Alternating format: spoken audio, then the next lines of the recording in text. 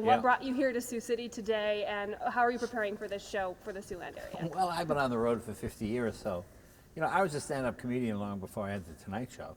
And, TV jobs are always temporary. Sometimes they're 13 weeks, sometimes they're 22 years, but it's always temporary. But when you're a stand-up, it's like golf. You can do it till you're 80 if you sort of play it right. So I enjoy being on the road. I like the contact with the audience. It's great fun. I really like it.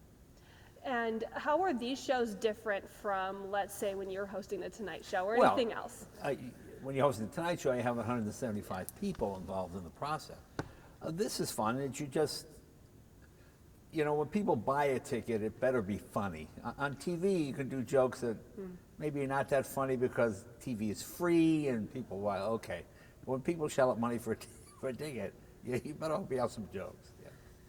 So let's talk about this new game show you have on Fox. It's a reboot of a classic, so a lot of people are going to know about it. It's the old Groucho show, basically. And almost everybody was doing a version of Groucho, Man on the Street. It's where I got the idea to do the jaywalking things. We just go out and talk to people on the street. And, the funny thing is, when you don't talk politics, it's amazing how well you can get along with everybody. Because everybody has pretty much the same things in common. You want a good education for your kids, a good job, safe home, the usual stuff. Politics throws everything out of whack. So, like a lot of times I'll see people come on and I might not agree with them on that issue, but I agree with them on everything else. And it's, the idea behind the show is you bring two complete strangers together and they have to work together to earn money. And I think it's the most diverse show contestant-wise. Most game shows pick from people in the LA area, because everybody's an actor. I'll go on a game show, win some money, and pretend I'm something else, Whereas we like to get people, well, from Iowa. If you'd like to be on the show, go to youbetyourlife.com. We'll fly you out, we'll put you in a hotel. And there's an energy when the people aren't from LA because they're not, when you're used to seeing Brad Pitt at the Whole Foods every weekend, it's not that exciting, what I mean? So there's an excitement that comes with it. But my favorite contestant, we had this African-American guy, like 6'5", 6'6", huge man, like 275 pounds, looked like a running back or something. And this lady about 5'11", a little white-haired lady, about 60-something years old. And they came out, they just met, and every time they get the answer correct, he'd grab her by the waistline, ooh, she'd go, ooh, like this, and he would pick her up and go like every time they got the answer right. It was so funny to see. You go, where would these two meet in real life?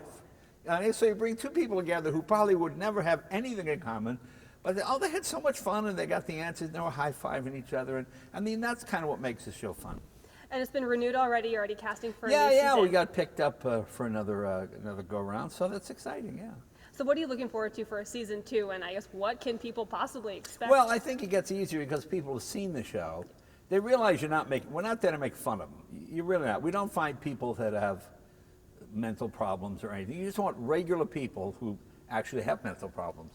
But but that's sort of the fun part. Just people, like we have one of my favorite guys. This guy came on and he was a member of Mensa.